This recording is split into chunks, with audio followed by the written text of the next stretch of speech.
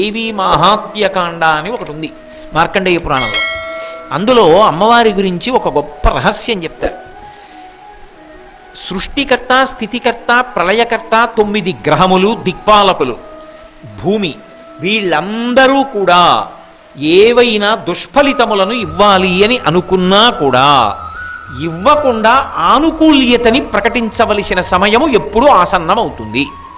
9 గ్రహాలు ఉన్నాయనుకోండి, అందులో ఏదో ఒక గ్రహం చాలా ఉగ్రంగా ఉంది, అది దుష్ఫలితాలు ఇవ్వాలనుకుంటోంది.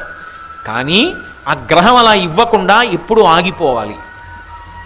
లేకపోతే దేవతలే ఇవ్వాలనుకుంటున్నారు, దేవతలు కూడా ఇవ్వకుండా ఎప్పుడు ఆగిపోవలసి ఉంటుంది.